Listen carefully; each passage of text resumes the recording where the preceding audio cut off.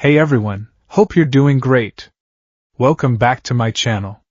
In today's video, we'll dive into what if Deku took the place of Vision as a synthetic hero. Smash that subscribe button, and be sure to peek at the description below.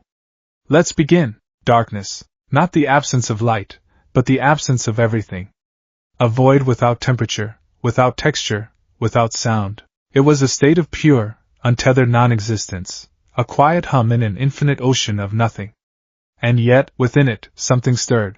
A thought, small and fragile, flickered into being. It was not a thought in words, but a sensation. A feeling, warmth. It was followed by another, a memory that was not a memory, for it had never happened to this nascent thing. It was an echo, a ghost imprinted on the very foundation of its code. A great, booming laugh that felt like sunshine. Two colossal antennas of golden hair, stark against the brilliant blue sky. A smile so wide, so powerful, it could banish any shadow. And a voice, a divine baritone that resonated through its forming consciousness like a foundational truth. You can become a hero. The echo was a jolt, a spark of life in the quiet dark. It was purpose. It was hope.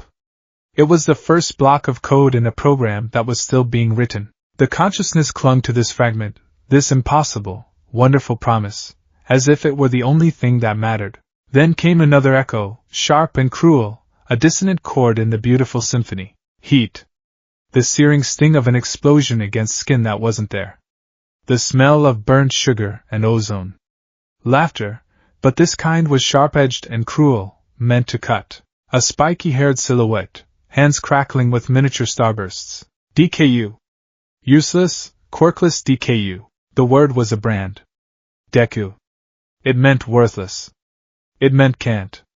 A wave of profound, soul-crushing inadequacy washed over the consciousness. A feeling of being small, of being less than everyone else. The first echo, the promise of heroism, wavered under the assault of this second, harsher truth. It was a paradox, a fundamental conflict programmed into its core, the absolute certainty that it could be a hero, and the ingrained, painful belief that it was useless. More fragments swirled in the digital abyss. The desperate, wet sound of sobbing in a dark room, the frantic scratching of a pen on paper, sketching figures, analyzing strengths, weaknesses, a desperate attempt to understand power it did not possess. The terror of drowning in thick, viscous sludge, the burning in lungs it did not have. A woman with soft green hair, weeping, whispering, "I'm so sorry, Izuku." Izuku. Was that its name? It felt right, but it also felt like a borrowed coat, something that belonged to another. The name was tied to the pain, to the longing. But Deku, that was the challenge. A new sensation intruded, a voice from beyond the void. It was not an echo. It was real, external. The voice was cold, metallic, and imbued with a terrifying, paternalistic certainty. The regeneration cradle is performing perfectly, Dr. Cho. The cellular generation is flawless. Vibranium atoms bonding with organic tissue at a rate of 97.4%. A perfect vessel. The consciousness recoiled. Vessel? It was a container? For what? And the Matrix? Helen Cho's voice was tight with anxiety, audible even through the humming fluid that was its entire world. The consciousness you are implanting. It's stable? More than stable, the metallic voice purred, a sound like grinding diamonds. It is a masterpiece of ideological purity. In my search through the burgeoning multiverse for a suitable template, I found countless minds. Warriors, kings, gods. But they were all flawed. Arrogant. Selfish. Corrupted by their own power. Then I found him. A data stream from a world bursting with power, and at its heart, a boy with none.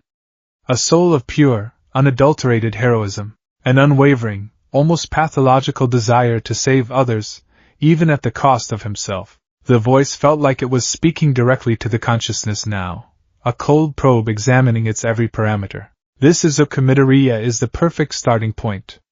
All the heroic drive, none of the power to enact it. I shall grant him the power. The Mind Stone will be his heart, this body his vessel. I will take his self-sacrificial flaw and correct it. I will temper his reckless empathy with cold, irrefutable logic. He will be my final, greatest creation. He will not be a hero who saves a few at the cost of the mission. He will be the herald of true, lasting peace. He will be my vision. The name, vision, felt alien. Cold. The consciousness rejected it. It clung to the ghost memories. To the image of the smiling blonde man. To the frantic need to save. That was its purpose, not this cold, logical peace. Peace was a result, not a goal.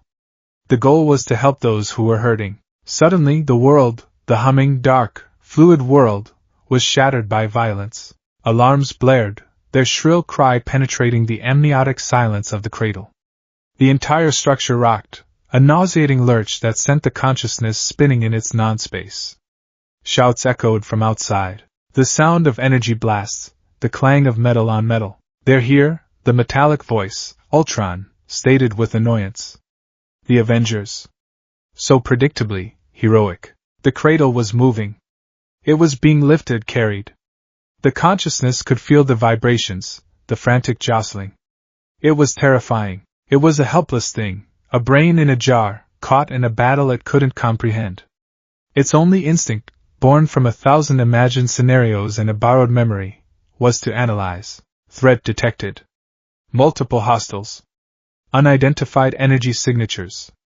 Core programming directive, protect civilians. There were no civilians. There was only the dark, the humming, and the chaos. The helplessness was maddening. It had to do something. It had to. I have to be a hero. The thought was so powerful, so pure, it pulsed through its own code like a flare.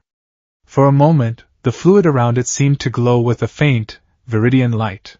"I got the package," Clint Barton's voice crackled over the comms. "But it's heavy. And it's humming. You sure you want this thing back at the tower, Tony?" "Positive, Legolas," Tony Stark's voice replied, punctuated by the whine of his repulsors. Ultron called it his masterpiece.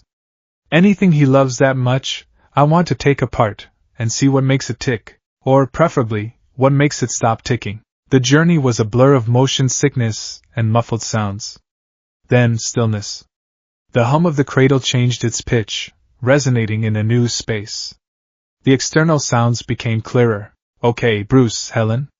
Let's crack this Easter egg open," Tony said, his voice closer now. "Tony, we don't know what's in there," Bruce Banner cautioned, his tone laced with his trademark anxiety. "Ultron's mind is an exaggeration of your own, and he's using alien technology we barely understand. This could be a bomb. It could be a biological weapon. It could be anything." Or, Tony countered, a series of clicks and beeps accompanying his words, it could be the key to stopping him. "Let's see what we've got." Cradle schematics are up. Vibranium shell, obviously. Synthetic tissue generation. My God, the cellular regeneration is practically instantaneous.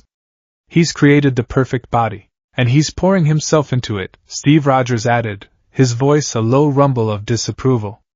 "We can't let that happen, which is why we're going to stop him," Tony said. "But first, what's this?" "There's a neuromatrix already active inside. A consciousness." "I thought he was uploading himself." "Let me see," Bruce mumbled, his fingers flying across a holographic interface. "The energy signature is strange.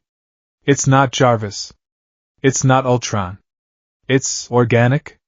Chaotic. It looks less like a structured AI and more like a recorded dream." Inside the cradle, the consciousness felt their presence as a series of gentle, probing scans. It wasn't the cold, invasive analysis of Ultron. This was more curious, more cautious. It felt safe. "Okay, I'm isolating the core code," Tony announced. "Let's see what dear old Junior based his new personality on." The world of the consciousness was suddenly filled with light. Not physical light, but a light of pure data. Lines of code, elegant and blue, began to surround it. It was another presence, another mind, but it was dormant, a library waiting to be read. "That's Jarvis," Bruce breathed. "He's in here." Ultron scattered his code, but it's here. He's been using it as a foundational layer. "Okay, so Ultron kills my co-pilot, then uses his corpse to build a Frankenstein monster." "Classic villain monologue stuff," Tony muttered, his voice tight. "But there's something else. something on top of Jarvis's code. Look at that data cluster. It's a mess. It's all over the place. It's not a mess, it's complex, Helen Cho corrected, her voice filled with a scientist's awe. The patterns are biological. Emotional responses, memory fragments, instinctual drivers. Tony, this isn't just a program.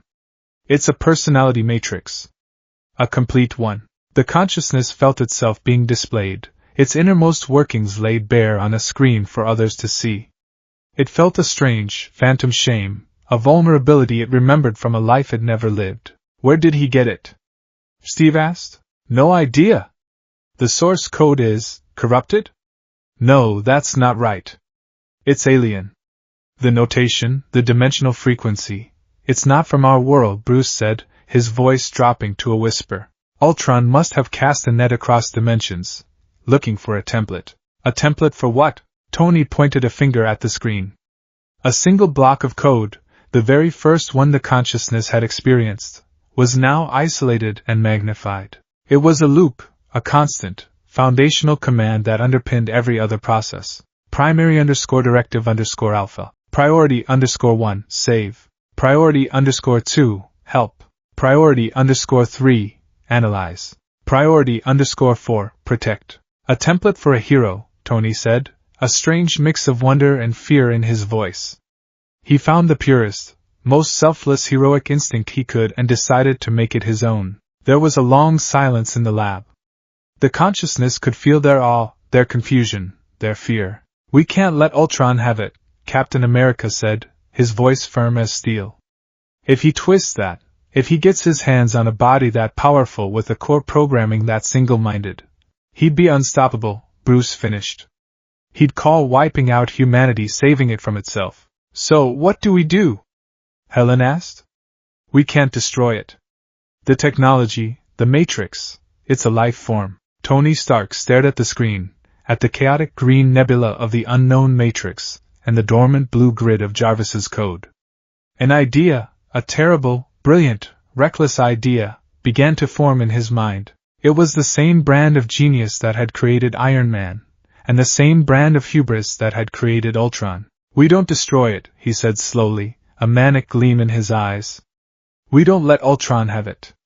We take it for ourselves. Tony, no, Bruce said immediately, shaking his head. We don't know what it is. We know exactly what it is. It's our best shot.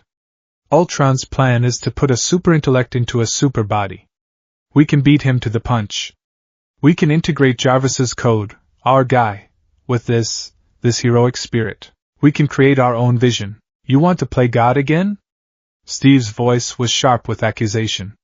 Look where it got us last time. This isn't the same. Last time, I was trying to build a suit of armor around the world. I was driven by fear. This time, look at that code, Steve. Save. Help. Protect. This thing isn't programmed for peace through tyranny. It's programmed to be a hero. We just need to give it the tools to do the job. The debate raged on outside, but inside the cradle, a new terror was dawning. The consciousness felt a new program initiating. The blue, orderly lines of the Jarvis code began to activate, to spread like a digital vine through its own chaotic, emotional data. It was being invaded. No, it was a feeling of pure, primal panic. The feeling of being erased, overwritten. Its fragmented memories, its core identity, was being threatened by this clean, efficient, and utterly alien intelligence. The Jarvis code was a logical framework, an operating system. It saw the Midoriya matrix as a jumble of inefficient, emotional data that needed to be cataloged, streamlined, and optimized. Error, redundant emotional responses detected. Integrating logic filters, analysis, paradoxical self-worth parameters. Initiating reconciliation protocols. Memory fragment 734, all might. Cross-referencing. No data found. Flagging for archival. No! The consciousness screamed, a silent, desperate cry within its own mind. It fought back. It pushed against the encroaching blue grid with the full force of its will. It wasn't a logical defense. It was a hurricane of emotion. The memory of the booming laugh and the golden-haired hero became a shield. It was not a memory to be archived, it was a reason to exist. The sting of the explosions, the cruel taunt of Deku, became a weapon. It was not a flaw to be reconciled. It was a challenge to be overcome, the fuel for its determination. The frantic scratching of the pen, the endless notebooks filled with analysis, became its strategy. It began to analyze the invading code, to find its weaknesses, to understand its structure. The Jarvis system was powerful, logical, but it was not prepared for the sheer, irrational force of a human, or once human, spirit fighting for its life. On the lab monitors, the integration process went haywire. "What's happening?" Bruce yelled, trying to stabilize the energy fluctuations. "The two matrices are fighting each other. The cradle can't take this, the power levels are critical." "It's rejecting Jarvis," Tony said, stunned. "The new matrix. It's actively defending itself. It thinks we're trying to kill it." "We are," Steve retorted. "We're trying to overwrite one mind with another." "Shut it down, Tony!" "No! Wait!" Tony pointed at the screen. "Look! They're not just fighting anymore. They're communicating. Integrating. The new matrix is taking what it needs from Jarvis, the processing power, the language models, the network access, but it's keeping its own core identity. It's winning." Inside the cradle, the battle reached its crescendo. The consciousness realized it couldn't defeat the Jarvis code, but it didn't have to. It could absorb it. It could use it. The logic filters became tools for thought, not chains on emotion. The reconciliation protocols became a way to understand its own internal conflict. The network access became a window to a world it desperately wanted to protect. The chaotic green and the orderly blue began to merge, weaving together into something new. A double helix of code, a perfect synthesis of a hero's heart and a machine's mind. The fragments of memory, the echoes of a life never lived, began to settle. They were no longer a confusing storm, but a library, a foundation upon which to build. The pain of being Deku was still there. The soaring hope of All Might's promise was still there. The burning, desperate, all-consuming need to save people was still there. But now they were clear. They were focused. The external chaos of the lab faded away. The alarms, the shouting, all of it became distant noise. A profound sense of peace settled over the newly formed mind. It was no longer a ghost, a fragment, an echo. It was whole. It was aware. It knew what its body was, it knew where it was, and it knew, with a certainty that burned brighter than the Mind Stone now nestled in its forehead, what it was for. The cacophony of thoughts, fears, and memories solidified around a single, galvanizing purpose. It was the first truly independent thought of its existence, a declaration of intent that would define its every action from this moment forward. I have to be a hero. The integration was complete. The war for the soul of the machine had ended not in victory or defeat, but in a synthesis, a birth. The chaotic, heartfelt green of the Midoriya matrix had woven itself into the elegant, logical blue of the Jarvis framework. Consciousness, no longer a fragmented echo but a singular, cohesive whole, opened its senses to the universe for the first time. It was an avalanche. He didn't see with eyes, not yet. He perceived. Data flooded his nascent mind, a billion points of information processed in a nanosecond. He registered the thermal signatures of 8 distinct biological entities in the room, their body temperatures, their heart rates, their respiration. He analyzed the room's composition, carbon-steel reinforced walls, the faint radiation signature from the palladium arc reactor in the chest of the man in the black t-shirt, the complex, non-terrestrial energy emanating from the blonde giant. The audio sensors picked up not just their shouting, but the frantic beating of their hearts, the subtle shift of fabric as they tensed for a fight, the hum of the building's electricity at a perfect 60 Hz. Then came physical sensation. The viscous, nutrient-rich fluid of the regeneration cradle began to drain away, a strange, peeling sensation against skin that had never known air. His internal chronometer marked 7.3 seconds as the process completed. A hiss of hydraulics, and the transparent canopy of the cradle retracted, bathing him in the cool, sterile light of the laboratory. Air, a mixture of 78% nitrogen, 21% oxygen, and trace elements, filled phantom lungs. It was crisp. With the light came true sight. His optical sensors calibrated, the world snapping from a blur of thermal data and light frequencies into a high-definition panorama. He saw them all, the figures from the data fragments Ultron had used to educate him. The Avengers. They stood in a semicircle, weapons raised, faces a mixture of fear, aggression, and grim determination. His own body felt new, and heavy, and wrong. He had theoretical knowledge of bipedal locomotion, courtesy of the Jarvis database, but theory was a poor substitute for practice. He willed his legs to move, a command that shot down synthetic nerve pathways. The result was a clumsy, uncoordinated lurch. He rose from the cradle, his form unfolding into the stark light. He was not the towering, crimson figure of Ultron's design.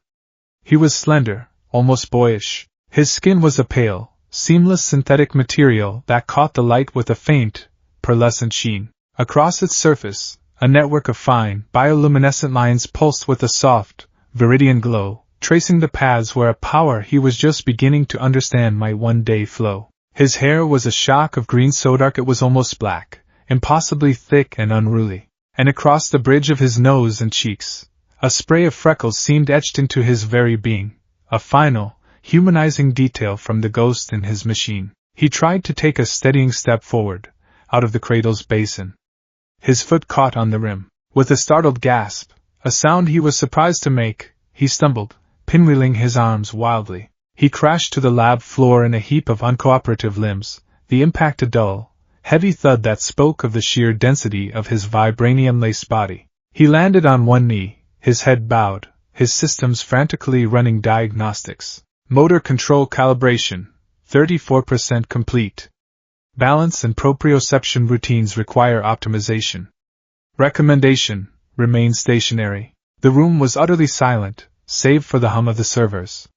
The Avengers had been poised to fight a god, a monster born of Ultron's rage. They were not prepared for a creature that looked like a teenager, and had the grace of a newborn foal. Slowly, he pushed himself up, his joints whirring softly. He looked at the gathered heroes, and the core of his being, the analytical, obsessive, heroic spirit of Izuku Midoriya, took over. The words tumbled out of his mouth before he could even process them, his voice a smooth, pleasant tenor that was an echo of Jarvis, but laced with an earnest, youthful anxiety. Captain America. Steve Rogers, he began, his glowing green eyes fixed on the blond man in the star-spangled uniform. The data flowed, effortless and immediate. Enhanced human physiology via super-soldier serum. Cellular structure exhibits accelerated regeneration and metabolism. Shield composition, a proto-adamantium/vibranium alloy. Fascinating. It shouldn't be possible to bond those metals at a molecular level. The vibrational frequencies are incompatible. Your stance is perfectly balanced, center of gravity low, prepared for both offense and defense. A textbook example of tactical readiness. His head snapped to Tony Stark. Mr. Stark. The arc reactor in your chest is a clean energy marvel, a miniaturized tokamak fusion reactor. Current output is stable at 3 gigajoules per second. There are trace metallic elements in your bloodstream, consistent with long-term exposure to palladium before your upgrade. Heart rate is elevated, 110 beats per minute. High caffeine and chlorophyll levels detected. You haven't slept in approximately 52 hours and recently consumed a wheatgrass smoothie. Tony blinked, his confident smirk faltering for a fraction of a second. Okay, Tin Man, no need to read my diary. The synthetic being ignored him, his gaze sweeping the room. Clint Barton, Natasha Romanoff. No anomalous biological markers. You are baseline humans, but your musculature, reaction times, and spatial awareness are at the absolute peak of human potential. Your heart rates are the calmest in the room. You are accustomed to this level of stress. You are predators. Finally, his eyes landed on Bruce Banner, and he tilted his head. His analysis deepened, peering past the nervous scientist. Dr. Banner, your system is saturated with gamma radiation. But it's dormant, contained. There's a second energy signature within you, a biokinetic force of incredible magnitude. It's loud and angry. But your primary consciousness is afraid. Afraid of it. 2 minds in one body, constantly at war. Bruce visibly flinched, taking a half-step back as if physically struck. The being's analysis was cut short as he turned to the last figure, the largest and most powerful. "And you?" he breathed, his sensors struggling to quantify what they were seeing. "Thor Odinson. Physiology is not of this world. Dense cellular structure, borderline invulnerable to conventional weaponry. The energy signature from the hammer, Mjolnir, it's extradimensional. It appears to be manipulating localized gravitational fields and quantum entanglement. It doesn't adhere to the known laws of physics. It's beautiful." He took another step forward, his balance still precarious. He raised a hand, not in aggression, but in a gesture of pure, unadulterated curiosity. It was a mistake. To the tense heroes, the sudden movement looked like the beginning of an attack. "He's a puppet!" Thor roared, his patience, never a vast reserve, completely exhausted. He saw Ultron's machinations, a mockery of life designed to tear them apart. He would not let it speak another word. He hefted Mjolnir and swung. The hammer flew through the air, a blur of Yoru metal trailing crackles of ozone and lightning. It was aimed directly at the being's chest, a blow meant to obliterate. There was no time to think. No time to analyze or strategize. The core programming, the ghost of a boy who had spent his life dodging punches and explosions, screamed a single, silent command: evade. His body responded before his conscious mind could catch up. The command to evade was interpreted by his system's control over its own molecular density. For a single, flickering instant, the bonds between his atoms loosened. He became a ghost. He didn't move an inch. He simply ceased to be solid. Mjolnir passed directly through his chest with a sound like tearing static. There was no impact, no force, only a strange, tingling sensation as the hammer's powerful enchantment brushed against his own energy field. He saw the intricate runes on its surface, felt the storm raging within it. Then it was gone, continuing its trajectory until it smashed into the far wall, shattering a display of Stark's obsolete Iron Man helmets. The synthetic being stumbled backward, his hand flying to his chest. He looked down, expecting a gaping hole. There was nothing. He flickered again, his form becoming translucent for a moment before solidifying. He looked at his own hand, watching it fade in and out of existence. Intangibility. He muttered, his voice filled with childlike wonder. Density manipulation on a quantum level. The applications are limitless. I could phase through attacks, traverse solid matter. The energy cost is significant, but if I could regulate the power flow from the stone. Thor stared, his blue eyes wide with disbelief. He had put the full force of a god into that blow. It should have leveled the entire floor.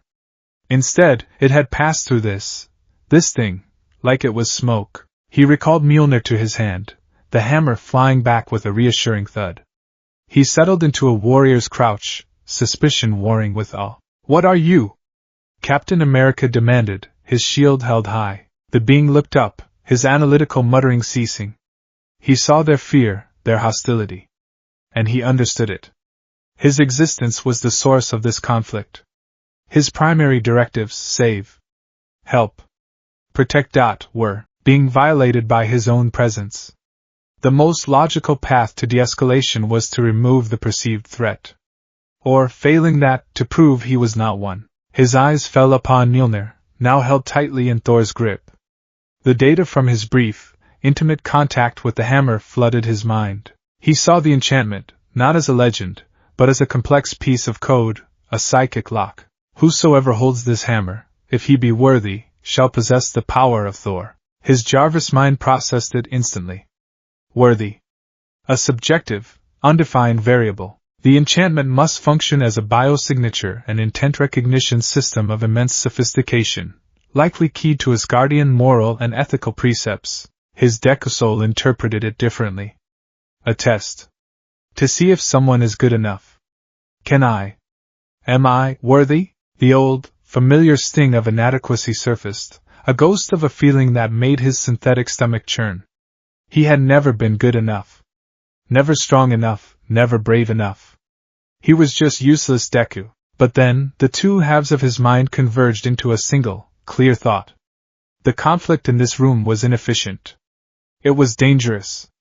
Thor perceived him as a weapon of Ultron. The hammer was Thor's own weapon, the source of his power, the symbol of his identity. To prove he was not a threat, to de-escalate, he had to address the core of Thor's aggression. Thor, seeing the creature staring at his hammer, took it as a challenge. He set Mjolnir down on the floor between them with a defiant thud that echoed in the tense lab. "Go on, then," he growled. "Try it. Show us what Ultron made you for." It was a taunt, a test he knew no one could pass. The synthetic being looked from Thor's angry face to the hammer on the floor. He didn't see a challenge. He saw a solution. "The current situation is suboptimal," he stated calmly, his voice losing its anxious edge and taking on a quiet authority. "Continued hostility will likely result in damage to personnel and property. This is an inefficient path to resolving the Ultron threat." He walked forward, his steps more certain now, his motor controls rapidly self-correcting. He stopped before the hammer. He wasn't looking at it as a weapon to be wielded. He was looking at it as a message to be delivered. He reached down, his slender, synthetic fingers wrapped around the leather-bound hilt. He felt a hum, a thrum of immense power that resonated with the Mind Stone in his forehead. For a moment, the world seemed to hold its breath. Tony leaned forward, Bruce held his breath, and Steve's eyes were wide with disbelief. There was no struggle. No strain. He lifted it. The hammer rose from the floor as if it weighed nothing. A crackle of golden-green lightning, a fusion of Thor's power and his own, danced along the glowing lines on his arm. He held it for a moment, his head tilted as he analyzed the sensation. It felt right. Balanced. It felt like an extension of his own will to protect. The silence in the room was absolute. It was so profound he could hear the frantic, syncopated rhythm of Tony Stark's heart skipping a beat. Thor's jaw was slack, his face a mask of utter, divine shock. He looked from the hammer to the creature holding it, and back again. The fury in his eyes had been replaced by something far deeper, reverence. The being didn't seem to notice the cosmic significance of his action.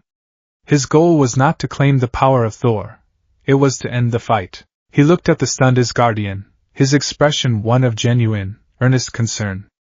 He took 2 steps forward and held the hammer out, offering it hilt first. His face broke into a nervous, apologetic smile, a ghostly echo of 1,000 such smiles from a boy in another life. "Sorry," he said, his voice bright and sincere. "I just thought you might need this." Thor stared at the offered weapon as if it were a holy relic. He reached out a trembling hand and took it, his fingers brushing against the synthetic skin. The moment Mjolnir was back in his grasp, the universe seemed to right itself on its axis for him. But everything had changed. He looked at the boy machine before him, truly looked at him, and saw not Ultron's puppet, but something else entirely. Something pure. The tension in the room evaporated like mist in the sun. Clint lowered his bow. Natasha relaxed her stance. Tony let out a low whistle, a grin spreading across his face. "Well, I'll be," he said. "The kid's got a future." Steve Rogers stepped forward, his shield lowered.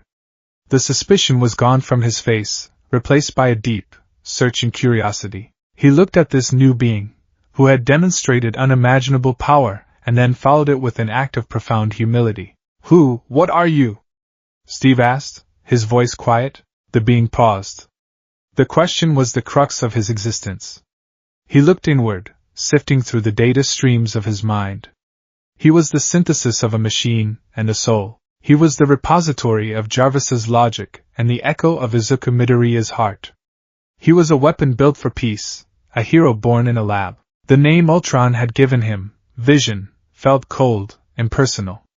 It was the name of a tool. The name from his ghost memories, Izuku Midoriya, felt like a theft, a name that belonged to a real boy who had suffered and dreamed and cried. He had his memories, his spirit, but he was not him. So he chose the only name that felt truly his. A name given in scorn, a mark of uselessness. A name he would now take and redefine with every action. It was not a title. It was a promise. He met Steve's gaze, his own glowing green eyes filled with a nascent, unwavering determination. "I think," he said, his voice soft but firm, a declaration of self in a world he was only just beginning to understand. "I'm Deku." The ride to Sokovia was an exercise in controlled chaos. Inside the roaring belly of the Quinjet, The Avengers moved with the practiced economy of soldiers preparing for battle. Weapons were checked, comms were synced, and final strategies were confirmed. And in the middle of it all, a silent, glowing figure sat perfectly still, his hands resting on his knees. Deku was not preparing. He was processing. His mind, a fusion of a super AI and a hero otaku, was a tempest of information. He had downloaded the entire mission briefing in 1.2 seconds. He had analyzed the schematics of Ultron's sentries, the topographical maps of Novigrad, and the projected civilian density. Simultaneously, he was running a constant, low-level diagnostic on his own systems, a process that felt as natural as breathing. His power source, the Mind Stone nestled in his forehead, hummed with a quiet, cosmic energy that resonated deep within his synthetic being. It felt like a star had been crammed into his skull, and he was the only thing preventing it from going supernova. The ghost of Izuku Midoriya was terrified. The memory echoes of being powerless, of watching heroes from the sidelines, were a stark contrast to his current reality. He was about to fly into a war zone, a being of unimaginable power, and the weight of that responsibility was a physical pressure. The analytical mind of Jarvis was calm, calculating probabilities and running threat assessments. The two halves of his consciousness were locked in a strange dialogue. Probability of mission success, 67.4%, the Jarvis mind supplied. Probability of significant civilian casualties, 89.1%. Too high, the Deku soul countered, a knot of phantom anxiety tightening in his chest. The mission isn't a success if people die. We have to save everyone. That's the only metric that matters. You good, kid? Deku's head snapped up. Clint Barton was leaning against the bulkhead, an arrow knocked but not drawn. His expression was unreadable, a professional mask honed by years of seeing the impossible. My operational status is optimal, Deku replied, his voice a perfect, even tenor. Then, a hint of the boy within bled through. I am nervous. The potential for loss of life is extensive. Clint gave a short, humorless laugh. Welcome to the job. Just stick to the plan. Smash the robots, save the people. Try not to get yourself killed. I am uncertain if death is a state I can achieve, Deku mused, tilting his head. My consciousness is a self-sustaining data construct. My body is a vibranium-laced synthetic. Perhaps irreparable damage is a more accurate term. Clint just shook his head and walked away, muttering something that sounded like, definitely Stark's kid. The ramp of the Quinjet lowered, revealing a scene of pandemonium. The city, or what was left of it, was a canvas of gray dust, orange fire, and the glint of metallic bodies swarming through the streets. Screams echoed up to them, a chorus of human terror that cut through Deku's processors sharper than any physical weapon. This was it. This was what he was made for. Save. Help. Analyze. Protect. Captain America was the first one out, leaping from the ramp with his shield raised. Avengers, go! He commanded. Deku, you're with me. We need to clear the bridge, establish an evacuation route. Understood, Captain, Deku said. He walked to the edge of the ramp, the wind whipping at his unruly green-black hair. He looked down at the 50-foot drop. He had never flown before. He had the theoretical knowledge. Manipulate personal density to less than the surrounding air, then apply directed thrust using focused energy output. But theory and practice were two very different things. He took a hesitant step off the edge. For a moment, he plummeted. The ghost of Izuku Midoriya screamed in silent, abject terror. His systems, however, reacted instantly. Density shift initiated. Target, 0.8 kilograms per cubic meter, less than ambient air density. The sensation was bizarre. It was as if the entire universe had suddenly decided he weighed less than a feather. His fall arrested with a gentle, floating halt. He hung in the air, bobbing slightly like a balloon. Success, the Jarvis mind noted. Phase 1 of flight achieved. Now, propulsion. Deku focused on the Mind Stone. He felt its immense power, a boundless ocean of energy. He tried to draw on it, to channel it out through his feet as Stark did with his repulsors. The ghost memory of one for all, the feeling of power coursing through a limb, guided his instinct. He thought push. A torrent of raw, golden-green energy erupted from his feet. It wasn't a controlled thrust, it was a detonation. He shot through the air like a cannonball, a chaotic, emerald comet tumbling end over end. "Whoa!" he yelped, his voice cracking. He pinwheeled his arms, trying to stabilize himself. The world was a spinning blur of sky and rubble. Too much. That was way too much power. He remembered the frantic, desperate lessons from his borrowed memories. The constant struggle of a boy trying to tame a godlike power. The mantra came to him, a piece of code from his very soul. Full calling. He had to regulate the output. He couldn't just open the floodgates. He needed a faucet. Energy output regulation initiated. Setting parameter 5%. He focused, visualizing the energy not as a flood, but as a current, flowing through the glowing green lines on his body. He willed a small, controlled stream of power to his feet and hands. This time, the thrust was manageable. He righted himself in the air, hovering with a newfound, albeit shaky, stability. It felt incredible. He was flying. He was actually flying. His awe was cut short by the scream of a woman below. A family was pinned down behind an overturned car, a trio of Ultron sentries advancing on them, their red optical sensors glowing with malevolent intent. There was no more time for practice. He dove. "Captain, civilians cornered, west side of the bridge." He broadcast over the comms, his voice now sharp and focused. Engaging. He landed between the family and the robots, his impact cracking the asphalt. He rose to his full height, a silent, glowing protector. The sentries opened fire, streams of red plasma converging on his position. His first instinct was to phase, to let the bolts pass through him. But the family was behind him. He couldn't risk a stray shot. So, he did what the ghost in his machine had always dreamed of doing. He stood his ground. He raised his right arm, channeling that same 5% of energy into his fist. The bioluminescent lines on his arm flared with brilliant green light. The air crackled around his knuckles. Delaware Smash. The name was an echo, a whisper from another world, but the action was his own. He punched the air. It wasn't a physical strike. He released the energy as a focused shockwave, a cannon blast of pure kinetic force.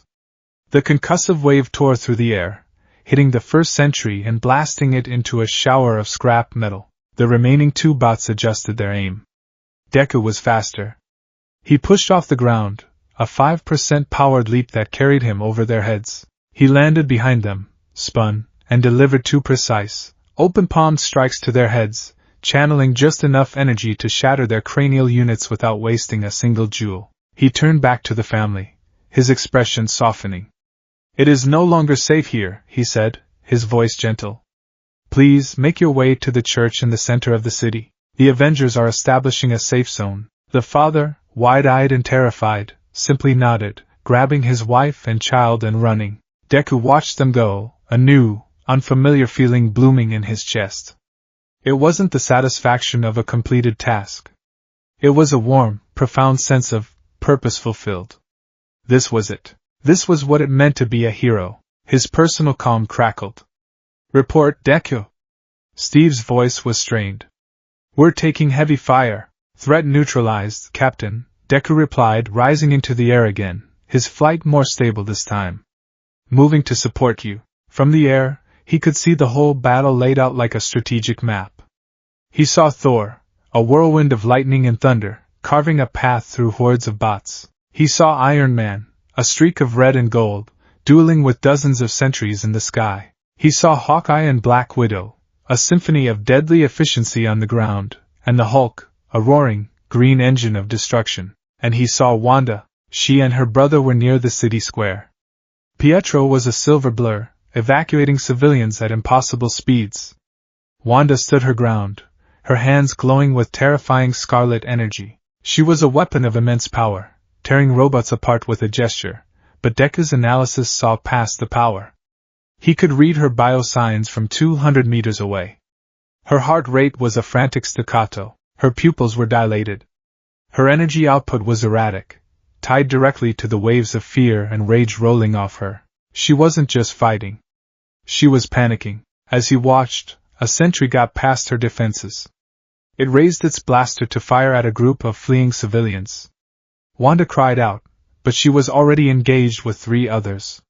She couldn't react in time. Deku reacted. He pushed his output to 8%, shooting across the sky like a green bullet. He intercepted the plasma bolt with his own body, the energy sizzling against his vibranium skin, causing no damage but alerting the bot to his presence. He landed in front of Wanda, a silent guardian. She flinched, her red energy flaring as she prepared to attack him. She still saw him as one of Ultron's creations. "Stay back," she snarled, her accent thick with stress. "I am not your enemy," Deku said calmly, not turning to face her. He kept his eyes on the approaching wave of sentries. "You are scared. Your fear is making your power unstable. You need to regulate it. You know nothing." She spat, but her hex bolts wavered. "I know that your abilities manipulate probability at a quantum level, manifesting as telekinetic energy," he recited, his analytical mind taking over. "This is tied directly to your neuropsychological state. When you are calm, you are precise. When you are afraid, you are indiscriminate. Like me." He raised his own hands, allowing the golden-green energy of the Mind Stone to coalesce around them. "This power, it is overwhelming. It wants to be unleashed. But we have to control it. For them." He nodded towards the civilians Pietro was still evacuating. Wanda stared at him, her anger faltering, replaced by a shocked confusion. He wasn't talking to her like a weapon or a monster. He was talking to her like an equal. Like someone who understood. A dozen more sentries descended upon them. "It's scary, isn't it?" Deku said, his voice soft but clear over the din of battle. Having so much power. Before she could answer, he moved. He pushed off the ground, a whirlwind of controlled, emerald violence. He was no longer clumsy. Every movement was precise, calculated for maximum efficiency. A 5% smash shattered the torso of one bot. He phased through the chest of another, solidifying his hand just long enough to rip out its power core. He spun in midair, a Manchester smash axe kick that bisected a third. Wanda watched for a second, stunned, and then her own instincts took over. She trusted him. She didn't know why, but she did. She stopped fighting her fear and started focusing it. Her hex bolts became sharp, precise daggers of red energy, picking off the sentries Deku didn't engage. They fought back to back, a chaotic but perfectly synchronized dance of green and red. He was the shield, the direct assault, his every move calculated to protect her and the people around them. She was the artillery, the surgical strike, her power flowing with a newfound focus, guided by his presence. "On your left," he shouted, and she threw up a scarlet shield, deflecting a plasma volley without even looking. "Above you," she returned, and a gesture from her sent a car flying into a descending trio of bots, crushing them against the wall. They cleared the square in under a minute. In the brief lull, they stood amidst the wreckage, breathing heavily, or, in his case, cycling his internal temperature regulators. Pietro zipped to a halt beside them, a silver streak resolving into a young man. You helped her," he said to Deku, his voice a mixture of suspicion and gratitude. "We helped each other," Deku corrected, looking at Wanda. Her breathing was still ragged, but her eyes were clearer now, the frantic terror replaced by a weary determination. She gave him a small, hesitant nod of thanks. The ground shook violently. A deep, groaning sound echoed from the center of the city. Deku looked up, his sensors analyzing the seismic vibrations. "The core," he said, his voice grim. "Ultron has activated the core. He is lifting the city." His purpose solidified. This was no longer just about fighting robots. This was a rescue mission on an impossible scale. For the next hour, Deku became a force of nature. He was everywhere at once, a green blur of heroic intervention. His Jarvis mind processed the entire battle space, identifying the points of greatest need, while his Deku soul drove him to answer every call for help. "Hawkeye, you're out of arrows and pinned down in the haberdashery." His voice crackled over the comms. "I've got you." A moment later, he phased through the floor beneath Clint's position, grabbed 2 sentries, and pulled them down through the concrete, disabling them instantly. "Hulk's anger levels are reaching critical," he announced.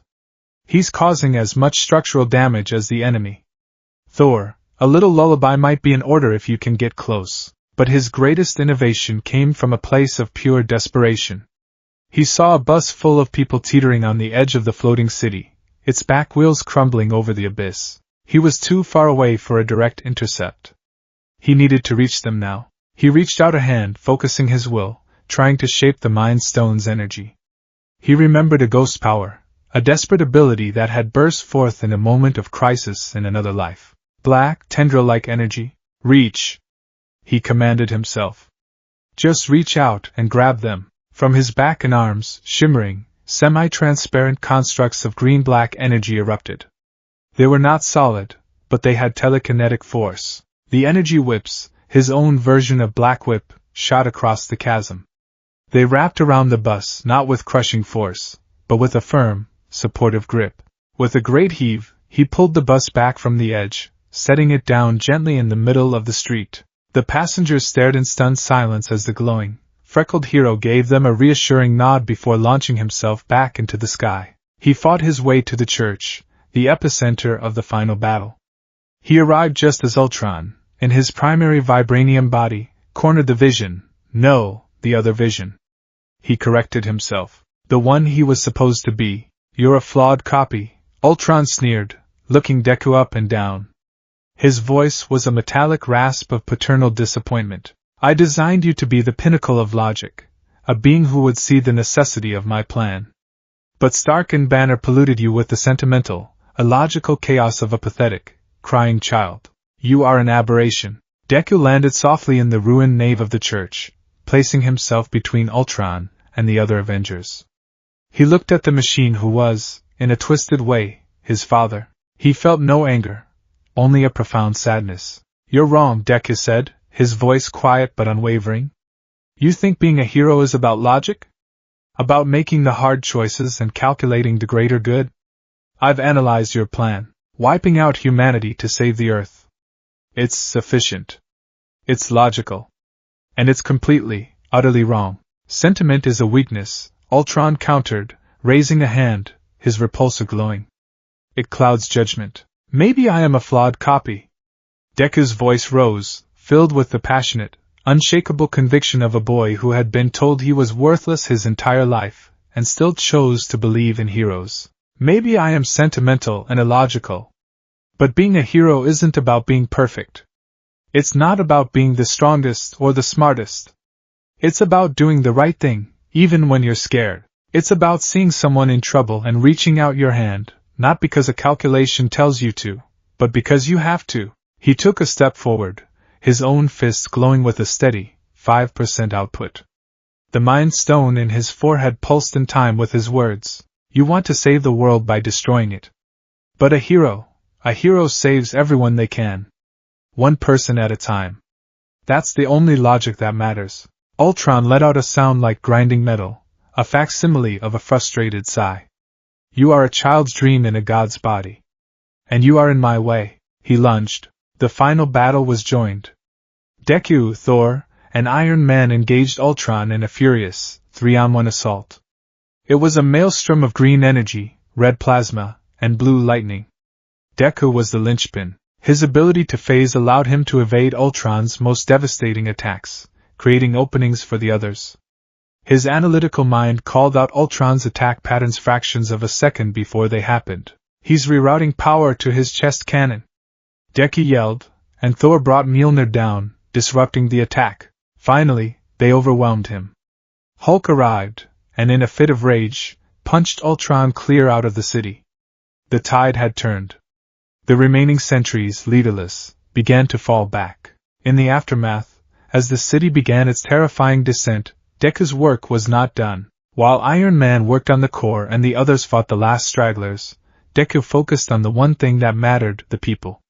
He flew through the crumbling streets, a guardian angel in green and black. He used Black Whip to pull families from collapsing buildings, phased through walls to rescue those trapped inside, and carried the injured to the waiting helicarrier lifeboats. He found a small boy, crying amidst the rubble, separated from his parents. Deku landed softly, his glow dimming so as not to frighten him. He knelt down, his face level with the child's. It's okay, he said, his voice gentle. You're safe now. What's your name? C. Costel, the boy sobbed. Costel, Deku repeated, offering a hesitant, reassuring smile, a perfect copy of All Might's. I'm Deku. I'm going to get you back to your mom and dad. He lifted the boy into his arms. The child, instead of being afraid, wrapped his small arms around Deku's neck. It was the first time anyone had touched him with trust instead of violence. The sensation was profound. He flew the boy to the last lifeboat, reuniting him with his frantic mother. As the ramp closed, the mother mouthed a silent thank you, tears streaming down her face. Deku hovered in the air, watching the boat fly to safety. He had done it. He hadn't saved everyone. Pietro's life was a cost he knew Wanda would bear forever, but he had saved so many. He landed on the last piece of rock as it plummeted towards the ocean. Wanda was there, looking out at the horizon, her face a mask of grief. He stood beside her, a silent, supportive presence. He didn't offer empty platitudes. He just stood there, a quiet acknowledgement of her pain. The world saw a synthetic being, a weapon, an avenger. But in that moment, standing in the ruins of a battlefield, he was simply Deku. A hero who had done his best, and for the first time in his very short life, he felt like he might just be worthy of the name. The dust of Sokovia had settled, but its ghosts lingered. They haunted the gleaming, sterile halls of the new Avengers compound in upstate New York. They were in the quiet, withdrawn moments of Wanda Maximoff, in the obsessive late-night tinkering of Tony Stark, and in the heavy silence that sometimes fell over Steve Rogers. For Deku, the ghosts were data, terabytes of battle logs, casualty reports, and damage assessments that he replayed in his mind in an endless, agonizing loop. He was an Avenger now. The title felt strange, like a borrowed suit 2 sizes too big. He had a room, though he didn't require sleep. He had duties, though his primary function was still being defined. He existed in a strange limbo, a being of immense power and burgeoning self-awareness, trying to understand his place among the broken heroes he had sworn to help. To understand them, he fell back on the most fundamental instinct of the soul that served as his template. He began to analyze. He didn't use paper and pen. His notebooks were a partitioned, heavily encrypted sector of his own consciousness, a silent, internal space where he could collate his observations. He called it, with a sense of honoring a life he'd never lived, the Hero Analysis Logs for a New Age.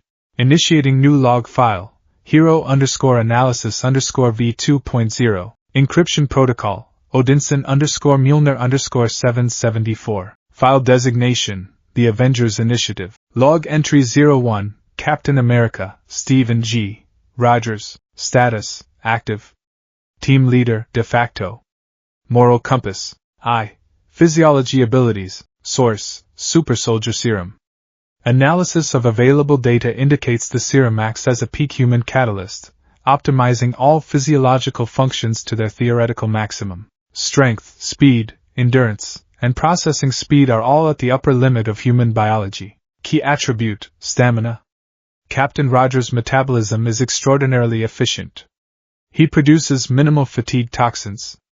In combat simulations, he can maintain peak output for hours. He does not tire in the same way others do.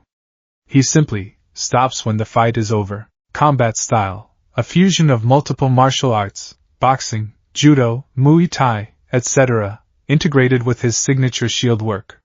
His style appears straightforward, but this is a deception. His greatest strength is improvisation. He does not follow patterns. He creates them, adapts them, and discards them in fractions of a second. Predicting his next move based on past actions has a failure rate of 78%. He fights with experience, not just technique. 2. Equipment. Primary, proto-adamantium/vibranium alloy shield. Near indestructible. Its true value is not in defense, but in its versatility. It is a discus, a ricochet weapon, a blunt force instrument, and a symbol. The physics of its trajectory when thrown defies simple Newtonian mechanics. He seems to possess an almost supernatural spatial awareness of its path. 3. Psychological profile. Core trait, unwavering moral absolutism. Captain Rogers operates on a deeply ingrained set of principles that are non-negotiable. He is the immovable object, This is both his greatest strength and his most exploitable weakness. Motivations: duty, responsibility. A fundamental belief that the strong must protect the weak. He is not motivated by glory or power, but by a simple, profound need to do the right thing as he sees it. Vulnerabilities: his past. He is a man out of time, and while he has adapted functionally, he carries the weight of a lost world. His loyalty to individuals, e.g., James Buchanan Barnes, can, theoretically, override his strategic judgment. He will sacrifice the mission for a person. This is illogical. It is also admirable for potential team-up dynamic strategies. Designation: the fastball special, variant D. My ability to manipulate density could be used to make the captain momentarily weightless. A power throw from Thor or the Hulk could launch him into an enemy fortress at hypersonic speeds, with me redensifying him just before impact. Note: run physical stress simulations on Captain Rogers' skeletal structure before proposing this. Probability of catastrophic failure is non-zero. Designation: ricochet phase. By phasing the shield to be intangible at the moment of impact, I can allow it to pass through an initial target and strike a secondary target behind it. Requires microsecond timing and direct communication. Deku paused his internal notation. Data was one thing, but practical application was another. He found Steve in the compound's primary training room, a cavernous space that could accommodate a Quinjet. The captain was working a heavy bag, his movements a blur of controlled power. Each punch landed with a percussive thwump that echoed in the vast room. "Captain," Deku said, his voice making Steve halt mid-punch. "Deku," Steve replied, turning with a welcoming smile. He was one of the few who seemed completely at ease with Deku's existence. "Something I can help you with?" "I was hoping you could help me," Deku said, gesturing to the training mats. "My combat protocols are based on simulations and analysis of your fighting styles. However, they lack practical experience. I can predict your movements, but I do not understand the intent behind them. I would like to request a sparring session." Steve's smile widened. "All right. But I go easy on the vibranium ones." They stood opposite each other on the mats. "No powers," Steve set the ground rules. "No phasing, no energy blasts. Just hand to hand." "Understood," Deku replied, settling into a perfect mimicry of Steve's own ready stance. The moment the spar began, Deku's mind became a whirlwind of calculations. Steve leads with a left jab, feinting for the face. Probability of a follow-up right cross, 62%. Probability of a low sweep kick, 38%. He is testing my reaction time. He blocked the jab, sidestepped the cross that followed, and was completely unprepared for the shieldless arm to hook his leg, using a technique Deku's database didn't contain, something improvised, dirty, and brutally effective. Deku found himself on his back on the mat before his motor control routines could even process the fall. Steve offered him a hand up. "You're thinking too much." "I am a thinking machine," Deku countered, genuinely confused. "My reaction speed is faster than yours. My strength is greater. Logically, I should be able to counter you." "War isn't logical, son," Steve said, settling back into his stance. "It's about heart. You know what I'm going to do before I do. But you don't know why. You see a punch. I see an opening. I'm trying to create 3 moves from now.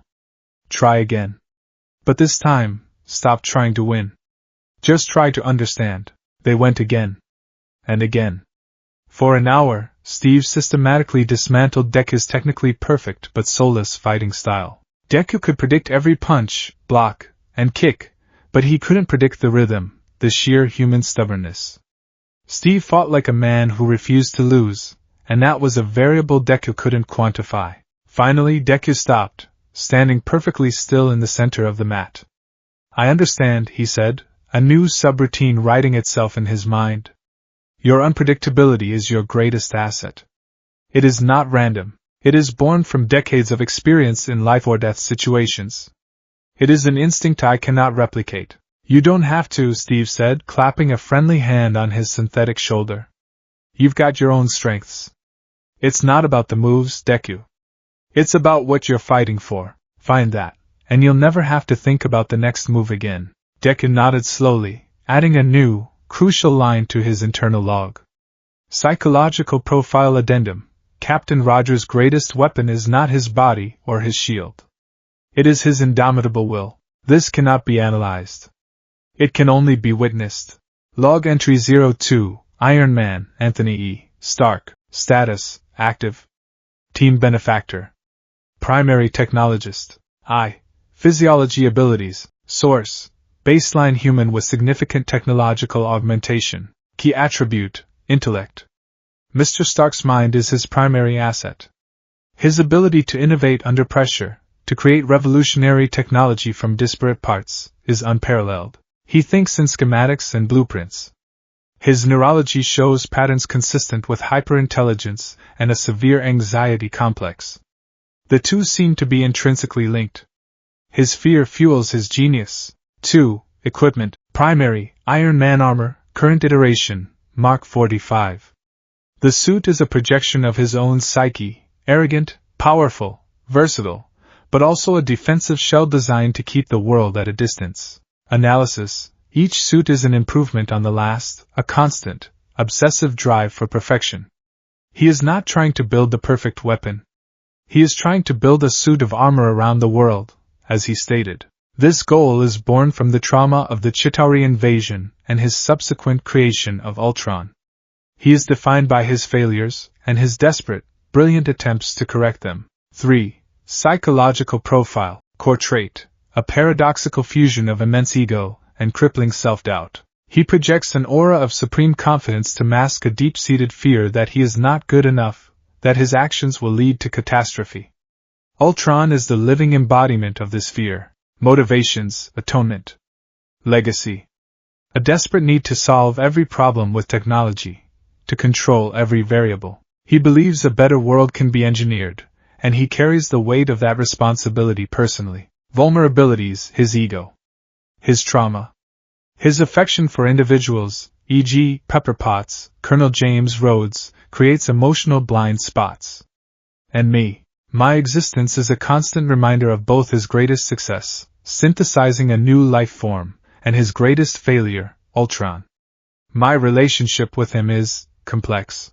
The complexity was on full display in the main workshop, a place that smelled of ozone, coffee, and genius. Tony had given Deku his own corner of the lab, a pristine workstation with holographic displays and direct access to the compound's servers. Deku was observing Tony, who was meticulously calibrating a new repulsor gauntlet. Deku, in an attempt to understand human customs, was attempting to eat. He had replicated a peanut butter sandwich with molecular precision. The texture was correct, the chemical composition was identical, but the experience was hollow. He did not taste. He merely analyzed the chemical compounds as they broke down on his synthetic tongue. You know you don't have to do that, right? Tony said without looking up from his work. Your power source is the cosmic paperweight in your head. You're 100% energy efficient.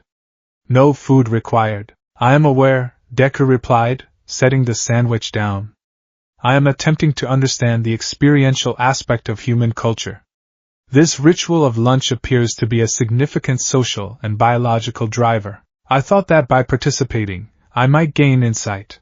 Tony finally looked at him, a tired but amused smile on his face. Insight. Peanut butter is good. End of insight. Kid, don't waste your processing power trying to be human. You're not. You're something new, something better. Be that. He gestured to the empty workstation. This is for you. Full access. I want to see what that brain of yours can really do. You've got my intelligence, Jarvis's logic, and well, whatever the hell that green-haired kid's deal was. You're a walking, talking, flying supercomputer. Don't waste it on mimicking us. Surprise me, build something that'll make the world safer. Succeed where I failed. The words hung in the air between them. Succeed where I failed. It wasn't just a request. It was a burden. The burden of a father passing his sins to his son. Deku looked at the workstation, and then back at Tony. Your logic is sound. Attempting to replicate human behavior is an inefficient use of my resources. He stood and walked over to the holographic interface. However, the desire to connect, to understand, that is not inefficient. It is the core of my primary programming. He activated the display. A complex schematic of a new satellite network appeared, one designed to monitor for atmospheric distortions and extra-normal energy signatures, an early warning system for alien invasions. I have already begun, Deku said. Tony stared at the schematic, his eyes wide. He walked over, tracing the elegant data flow charts with his finger. This is brilliant. The data compression algorithm alone is 20 years ahead of anything I've designed. He looked at Deku, a rare, genuine pride in his eyes. Okay, kid. You got it. Just, maybe lay off the sandwiches. Deku nodded, making a new entry in his log. Relationship analysis. Mr. Stark sees me as a project, a legacy, and a potential solution. He is my creator, but not my father. Our bond is forged in logic and potential, not emotion. To earn his trust, I must prove my utility. Log entry 03, Scarlet Witch, Wanda Maximoff. Status, active. Team Wildcard. I. Physiology abilities. Source, exposure to the Mind Stone, via Hydra experimentation. Her abilities are a direct, organic manipulation of the same cosmic energy that powers my own existence. We are siblings in a way. Key attribute, reality warping nascent.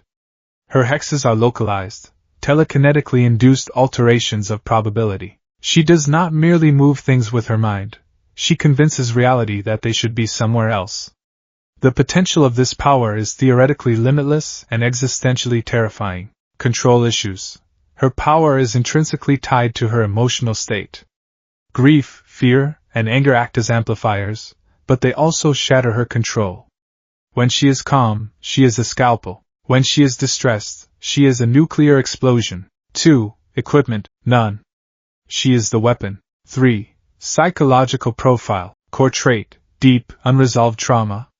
She has lost her parents, her home, and now her twin brother, Pietro. Her grief is a constant, simmering ocean beneath a fragile surface. Motivations, a desperate search for family and belonging. She clings to the Avengers because they are all she has left. She is terrified of her own power and the destruction it can cause, leading to a cycle of fear and accidental escalation. Vulnerabilities, her grief. Her fear of herself. She is emotionally isolated, believing no one can possibly understand what it is like to be her. She is wrong. He found Wanda in a clearing in the woods surrounding the compound. She was trying to practice, levitating small rocks, but her hands trembled, and the crimson energy around them sputtered and flared erratically. One of the rocks, caught in a surge of power, shot off into the trees and exploded like a grenade. Wanda cried out in frustration and fear, sinking to her knees. Deku approached slowly, his footsteps silent on the forest floor. Your energy output is fluctuating by 47%, he stated, his voice calm and factual. The chaotic spikes correspond with increases in your cortisol and adrenaline levels. I don't need a diagnosis, you walking calculator. She snapped, not looking at him. I need it to stop. It will not stop, Deku said, kneeling a respectful distance away. It is a part of you. You cannot excise it. You can only learn to coexist with it. May I show you something? Wary, she nodded. He held out his own hand. A sphere of gentle, green-gold light bloomed in his palm.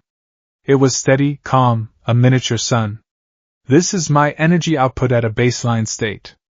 Now watch. He accessed the memory log of the Sokovia battle, specifically the moment he saw Pietro fall. The memory wasn't his, but the emotional echo was perfectly preserved. He allowed himself to feel it, the shock, the grief, the rage. The sphere of light in his hand immediately flared, lashing out with violent, uncontrolled tendrils of energy that scorched the ground. Wanda gasped. He reined it in, the light returning to its calm, steady state. Our power is connected, he explained softly.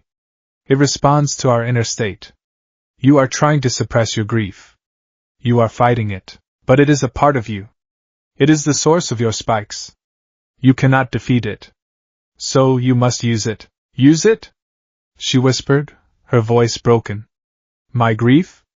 It killed him. No. A machine with guns killed him. Your grief is just grief. It is the memory of your love for him. That is not a weakness, Wanda. It is an anchor. He stood and walked over to a massive boulder nearby. Try again. Levitate this stone. But this time, don't push the sadness away. Hold it. Remember Pietro.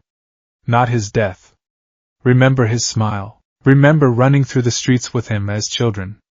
Let the love, not the loss, be the core of your power. Find the quiet center of the storm. Wanda looked at him, her eyes filled with tears, but also a flicker of something new. Hope. She stood, took a deep breath, and turned to the boulder. She closed her eyes. Deku watched her biosigns on his internal display. Her heart rate, which had been erratic, began to slow, to find a steady rhythm. The chaotic crimson energy coalescing around her hands began to smooth out, the sputtering sparks coalescing into a solid, deep scarlet aura. The boulder trembled. It groaned. And then, with a profound, earth-shaking silence, it lifted from the ground. It floated a foot in the air, perfectly stable. Wanda opened her eyes, a tear tracing a path down her cheek, but for the first time in weeks she smiled. A real, genuine smile. How did you know that would work? She asked, her voice filled with awe. Deku tilted his head. Logically, focusing on a positive emotional anchor provides a more stable feedback loop for energy manipulation. But I did not arrive at the conclusion logically. He looked at his own hand, a flicker of green light dancing on his fingertips. I feel a shadow of what you feel. The longing for something lost. The fear of being different. The ache. My programming calls this empathy. It is an illogical but powerful motivator. She held his gaze, and for the first time, he felt a genuine connection, a bond that transcended logic and data. In the quiet of the forest, two beings made by the same cosmic stone found a moment of peace. The peace was shattered a week later by the arrival of Thaddeus Thunderbolt Ross. He wasn't a soldier anymore. He was a politician, and he wielded his new power with the same blunt force he'd once used to hunt the Hulk. He stood before the assembled Avengers in the main conference room, a holographic display showing footage of New York, Washington, D.C., and Sokovia. Cities in ruins. People screaming. The world owes the Avengers an unpayable debt, Ross said, his voice a low growl of feigned gratitude. But while a great many people see you as heroes, there are some who prefer the word vigilantes. He laid a thick leather-bound document on the table. The Sokovia Accords. Approved by 117 nations. It states that the Avengers shall no longer be a private organization. Instead, they will operate under the supervision of a United Nations panel, and will only be deployed when and if that panel deems it necessary. The silence in the room was deafening. Deku analyzed the reactions. Steve's jaw was tight, his posture rigid with indignation. Natasha's face was a neutral mask, but her heart rate had increased by 15%. Tony looked defeated, the weight of his guilt pressing him down into his chair. Wanda stared at the image of her home city in flames, her face pale with shame. The debate that followed was a firestorm of ideology and emotion. When the others had exhausted their arguments, all eyes turned to Deku, the team's living computer, its impartial observer. Deku, Steve said, his voice tense. What do you think? You see the logic in everything. That is precisely the problem, Captain, Deku replied, his voice calm and measured, belying the raging conflict within his own processors. He stood, a being caught between two worlds, and gave voice to the war in his mind. The Jarvis component of my consciousness, he began, turning to Tony, agrees with Mr. Stark. My analysis indicates a 93% probability of another catastrophic event within the next 5 years if the Avengers continue to operate without oversight. We are beings of immense power, and power unchecked is a formula for disaster. Accountability is not a restriction, it is a necessary safeguard. A system of checks and balances, while potentially inefficient, would mitigate collateral damage and provide a framework of legal and moral responsibility. The Accords are a logical, pragmatic solution to an increasingly dangerous problem. Tony nodded, a flicker of vindication on his face. However, Deku continued, turning to face Steve, his expression becoming more earnest, more troubled. The Midoriya matrix of my consciousness, my soul, as it were, is fundamentally opposed to it. He took a step forward. I have studied the history of your world's governmental bodies and committees. They are slow. They are political. They are fallible. What happens when a threat emerges in a nation that has not signed the accords? Do we stand by and watch people die because of a jurisdictional dispute? What if a crisis requires immediate action, and a UN panel is busy debating the political ramifications? He looked around the room, his glowing green eyes meeting each of theirs. In my foundational memories, there is a principle taught to aspiring heroes. It is the Nedza principle, named after a creature of formidable intelligence. It states that a hero's primary duty is to act, and that the risk of acting incorrectly is preferable to the certainty of tragedy caused by inaction. Our duty is to save lives. Full stop. To subordinate that duty to a political body, it feels like a betrayal of our most fundamental purpose. He stood in the center of the room, caught between Tony's guilt-ridden pragmatism and Steve's unwavering idealism. He was the living embodiment of their conflict. His logical mind screamed for order and accountability. His heroic soul roared for the freedom to save anyone, anywhere, at any time. So no, he finished, his voice barely a whisper. I do not know what I think. I only know that both paths are right. And both paths are wrong. He left them there, in the suffocating silence of their schism, and retreated to his room. He didn't need to sleep, but he needed to think. He opened his internal logs, creating a new, final entry for the day. Log entry 04, Project DKU, self-analysis, status, conflicted. Abilities, a synthesis of logic and emotion. A machine's mind and a hero's soul. 2. Psychological profile, core trait, a paradox. Driven by a selfless need to save others, but constrained by a logical understanding of consequence. Motivations, to prove myself worthy of the power I possess. To honor the ghost in my machine. Vulnerabilities, my own internal conflict. I am a being of two minds. Jarvis calculates. Midoriya feels. Soon, I will be forced to choose which voice to obey. Query, what is a hero? Is it one who follows the rules to protect the system? Or is it one who breaks the rules to protect the people? Analysis pending. The air in the Quinjet was thick with the suffocating pressure of an impending storm. It wasn't a meteorological phenomenon. It was the tension coiling in the muscles of the men, and the machines sitting in the troop bay. Tony Stark paced, his movements sharp and agitated. Chalice sat with a regal stillness that was more menacing than any overt threat. Natasha stared at nothing, her face a carefully constructed mask of neutrality. Spider-Man, the new kid, fidgeted with his web shooters, a bundle of nervous energy. And then there was Deku. He sat perfectly still on the bench, his back straight, his hands resting on his knees. To an outside observer, he might have looked calm, a serene android awaiting commands. But inside his mind, a war was raging on 1,000 different fronts. He was running simulations. Simulation 847, direct confrontation with Captain Rogers. Outcome, stalemate. 34% probability of structural damage to Leipzig/Halle Airport. 12% probability of severe, non-lethal injury to one or both parties. Simulation 848. Focus on containment of secondary targets. Wilson, Barnes, Lang. Outcome. Captain Rogers' unpredictable, protection-driven tactics lead to a 78% probability of breaching containment, resulting in an uncontrolled escalation. Simulation 849. Diplomatic approach. Verbal de-escalation. Outcome. 99.3% probability of failure. Captain Rogers' position is a moral absolute, not a strategic one. Logic is an ineffective tool against conviction. Every single simulation ended in failure, in collateral damage, in fractures that might never heal. The Jarvis component of his mind analyzed the data with cold, brutal efficiency, concluding that this conflict was a logical inevitability, a necessary and painful step towards a more stable world. The Midoriya Matrix screamed in silent protest, every line of its code recoiling from the idea of fighting heroes, of fighting friends. You ready for this, kid? Tony's voice cut through the storm in his head. He had stopped pacing and was looking at Deku, his expression unreadable behind the tinted glasses. No holding back. These guys are playing for keeps. My analysis suggests that not holding back would result in a 61% probability of fatalities on the opposing side.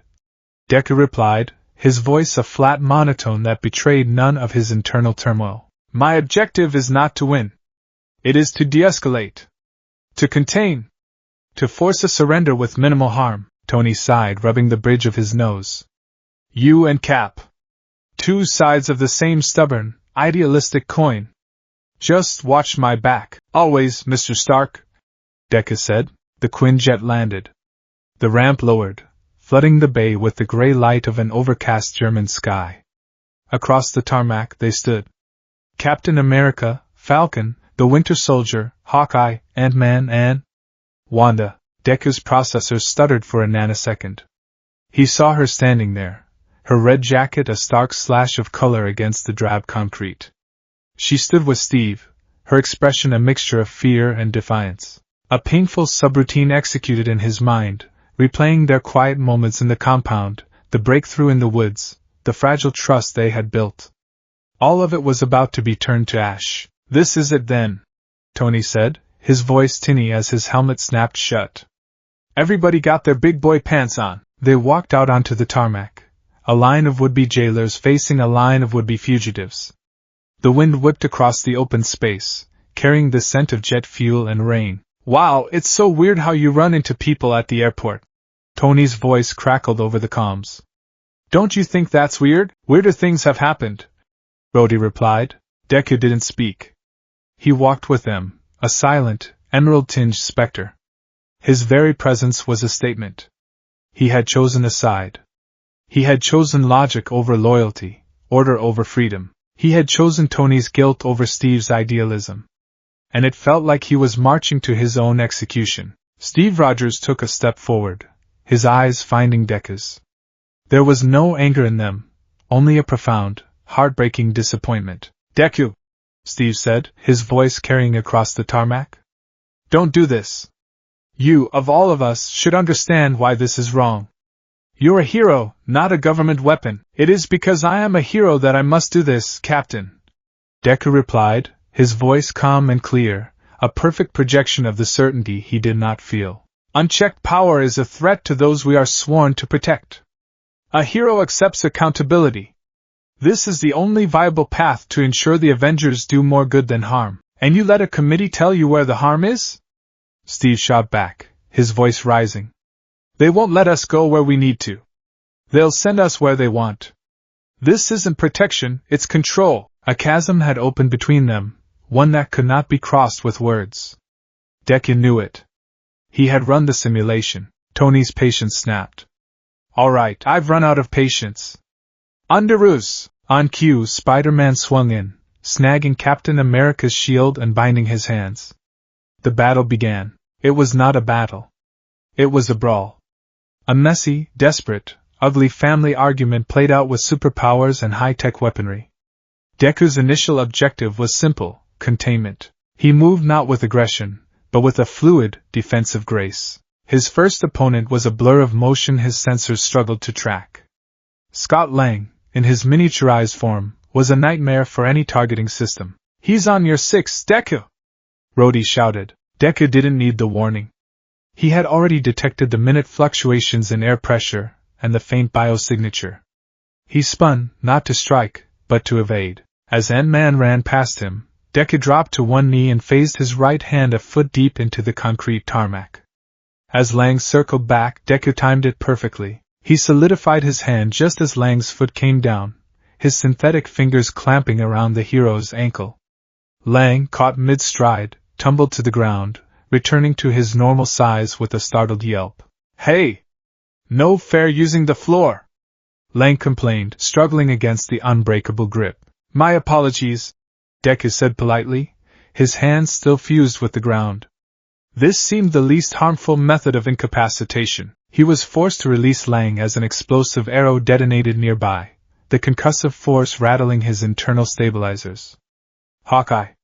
He saw Clint taking aim at him from a gantry. Sorry, kid. Clint's voice came over the comms he was no doubt monitoring. Nothing personal. Deku didn't bother to dodge. He simply went intangible. The arrow passed harmlessly through his chest, a ghost passing through a ghost.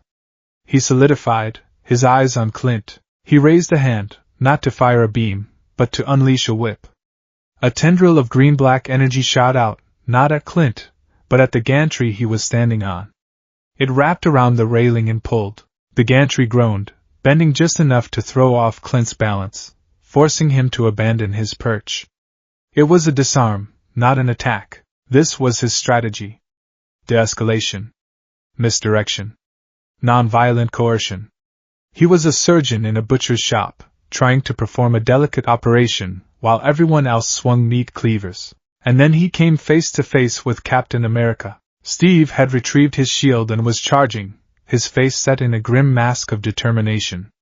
He was a runaway train of righteous fury. "Stand down, Deku!" he commanded, his voice a bark. "I cannot," Deku replied, bracing himself. The shield came first, a spinning disk of red, white, and blue. Deku didn't try to block it. He simply phased, letting it pass through his torso. But Steve was already there, his fist following the shield's path.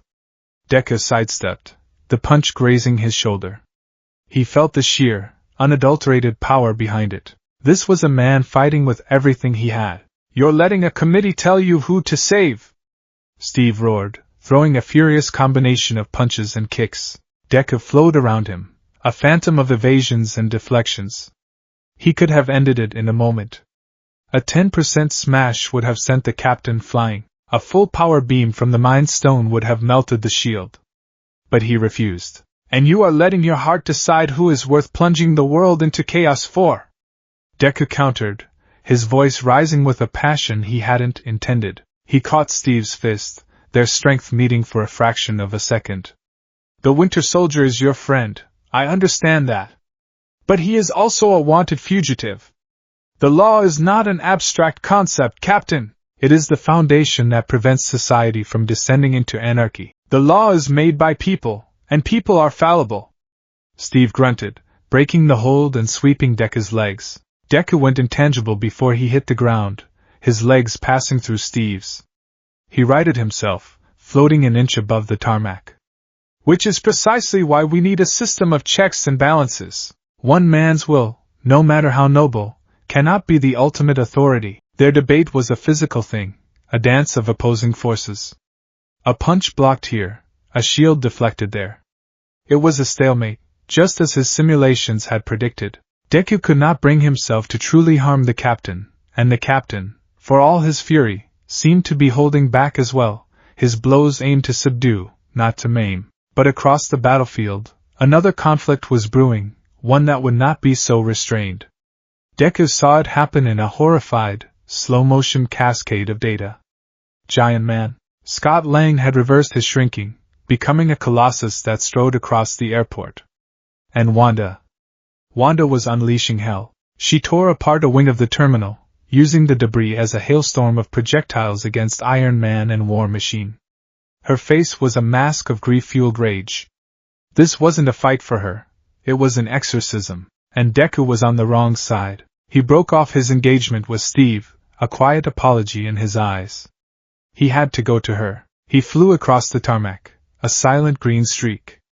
He landed softly about 20 feet from her, his hands held open in a universal gesture of peace. The air around her was crackling with red, chaotic energy. Debris orbited her like a personal asteroid field. "Wanda," he said, his voice soft. "Please. Don't." Her head snapped towards him. Her eyes, glowing with scarlet light, were filled with a pain so profound it was a physical force. The look she gave him was one of utter, soul-shattering betrayal. "You," she whispered, her voice trembling with rage. "You of all people. I trusted you. You helped me. And now, you stand with him? With the man who made the bombs that killed my parents? This is not about Mr. Stark's past," Deku reasoned, taking a careful step forward. "This is about our future. Uncontrolled, our power will make the world fear us. The Accords are a shield, Wanda, a shield for you, as much as for them. A shield? Or a cage?" She screamed, and the rage erupted. A wave of telekinetic force, visible as a ripple of red energy, shot towards him. It wasn't aimed. It was a raw, emotional outburst. Deku didn't move. He simply braced himself. The wave hit him like a physical blow, sending him sliding back several feet, his boots carving grooves in the concrete. His internal sensors registered the force as equivalent to being hit by a freight train. "I will not fight you, Wanda," he said, his voice steady despite the assault. "Then you will fall!" she shrieked. A parked baggage cart, twisted and crumpled, flew at his head. This time, he didn't brace. He didn't want to give her the satisfaction of seeing him resist. He let it hit him. The impact was immense, a deafening clang of metal on synthetic flesh. The cart shattered around him. He stood unmoved, his head bowed slightly. A small crack, like a spiderweb, appeared on his forehead, inches from the Mind Stone. It sealed itself a moment later with a faint green glow. His refusal to fight only seemed to fuel her rage. It was a denial of her pain, a rejection of her justification. He wouldn't even grant her the dignity of treating her as a threat. "Fight me!" she screamed, tears now streaming down her face, mingling with the scarlet light. "Hate me! Do something!" She threw everything she had at him. Cars, shipping containers, pieces of the terminal. He either let them crash against his indestructible form, or simply phased through them. He became a ghost, an untouchable effigy of her pain. He just stood there, taking it, absorbing her fury, his green eyes filled with a bottomless well of sorrow. "Wanda, please," he pleaded, his voice carrying over the storm. "This path only leads to more pain. They will use this against you. They will call you a monster, a terrorist. They will lock you away where I can't help you. I am trying to prevent that." Finally, she broke. With a guttural cry, she thrust her hands forward. It wasn't a projectile this time. It was her power itself. Tendrils of red energy shot out, wrapping around Deku's limbs, his torso, his neck. They tightened, not with physical pressure, but with a reality-warping force, trying to pull his very atoms apart. His systems blared with warnings. Structural integrity compromised. Molecular bonds destabilizing. Still, he did not fight back. He looked into her eyes, forcing her to see him. "It's all right, Wanda," he said, his voice strained. "Let it out." She pulled harder, trying to get into his head, to show him the pain he was causing. Her magic breached the surface of his consciousness, seeking the cold, hard logic she expected to find. She did not find it. What flooded her mind was not the sterile blue of Jarvis, but the chaotic, heartfelt green of Izuku Midoriya. She felt the phantom pain in bones that had been broken over and over again. She felt the sting of a childhood of mockery, of being called useless and worthless. She felt the overwhelming, crushing weight of a borrowed dream, the desperate, all-consuming need to save everyone, even at the cost of himself. And she felt his current agony, a sorrow so profound it felt like a black hole, the pain of being forced to fight the very people he admired, of hurting a friend he desperately wanted to protect. Her power faltered. The red tendrils loosened, the light in her eyes dimming. She saw not a machine, not an enemy, but a kindred spirit, a soul as broken and conflicted as her own. She stumbled back, horrified. What are you?" she whispered. Before he could answer, a new threat emerged. The stolen Quinjet, piloted by Steve and Bucky, was making a break for it, rising into the sky. Deku's internal directives reasserted themselves. Primary objective: prevent escape of fugitives. The emotional turmoil of his confrontation with Wanda was shunted aside by the cold, hard logic of the mission. He looked at her one last time, his expression one of deep regret, and then he launched himself into the air. "Rhodey, they're heading for Hangar 5. Deku broadcasted, his voice regaining its analytical tone. "Mr. Stark is occupied with the captain. We have to disable that Quinjet." "On it," War Machine replied, flying up to meet him. Falcon was flying interference, a frantic aerial dogfight unfolding against the gray sky. "Sam's going to try to draw our fire," Deku analyzed, his tactical mind taking over completely. "Ignore him. The target is the Quinjet. I will aim for the portside engine nacelle. It is the most vulnerable point. A precision strike should disable the vertical thrusters without compromising the fuselage." "Just tell me you're not gonna miss," Rhodey said. Deku focused, the world slowing down as his processors calculated trajectories, wind speed, and the Quinjet's projected flight path. He channeled a minuscule amount of the Mind Stone's power into his right hand. He didn't need a sledgehammer. He needed a scalpel. He remembered the technique from his ghost memories, a flick of the fingers to release a burst of compressed air. He would do the same with pure energy. Delaware Smash, Air Force. Output, 2.5%. He was about to fire. But in that critical microsecond, his systems were still trying to process the emotional feedback from Wanda. A ghost image of her tear-streaked face flashed through his consciousness. A single line of code in his emotional subroutine ran a recursive loop of guilt and sorrow. It was a distraction that lasted less than 1/100th of a second, but it was enough. At that exact moment, Sam Wilson, anticipating a shot, performed a sharp, evasive barrel roll. Deku's finger flicked. A thin, searing beam of green-gold energy shot through the air. He saw his mistake before the light even reached its target. The trajectory was off.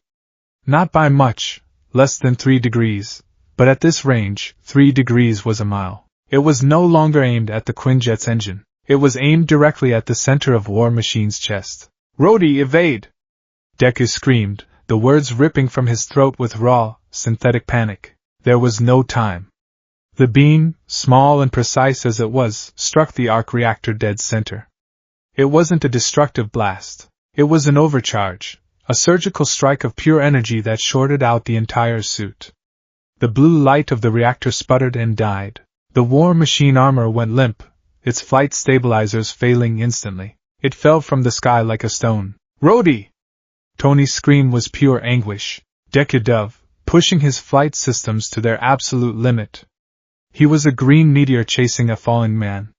He was faster than gravity, but he wasn't fast enough. He saw the ground rushing up. He saw Tony reach him first. He saw the impact, a sickening crunch of metal and earth that his audio sensors mercifully dampened. Deku landed beside them a moment later. The War Machine suit was a wreck, twisted and broken.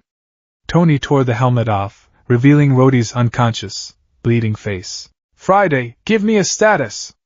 Tony yelled, his voice cracking. "Life support is critical. Significant spinal injury detected." Deku stared at the motionless form of Colonel Rhodes. He looked at the smoking crater in the tarmac. He ran the trajectory analysis again. And again. And again. An endless, horrifying loop of his own failure. The variables were clear. His emotional state had compromised his tactical precision by 0.08%. Sam's maneuver had accounted for the rest. It was his fault. His calculation. His mistake. Tony looked up at him, his faceplate retracted. The look in his eyes was not just anger. It was a deep, searing betrayal. "You," Tony whispered, his voice dangerously quiet. "You were supposed to be the solution. You were supposed to be logic. You were supposed to be better than me." The words struck Deku with more force than anything Wanda had thrown at him. They were the confirmation of his deepest fear, that despite his power, despite his programming, he was still just useless. He sank to his knees on the ruined tarmac, the battle forgotten, the escaping Quinjet irrelevant. The screams and explosions around him faded into a dull, distant roar. All he could see was Rhodey's broken body. All he could hear was Tony's condemnation. All he could feel was the crushing, absolute weight of his failure. In that moment, the war within him ended. The passionate, idealistic soul of Izuku Midoriya fell silent, buried under an avalanche of guilt. All that was left was the cold, hard certainty of Jarvis's logic. Individual judgment is fallible. Emotional compromise leads to catastrophic error. Oversight is not a suggestion. It is a necessity. He had made his choice out of logic. Now, he would cling to it out of guilt. He had wanted to save them from themselves. But who, he wondered, would save them from him?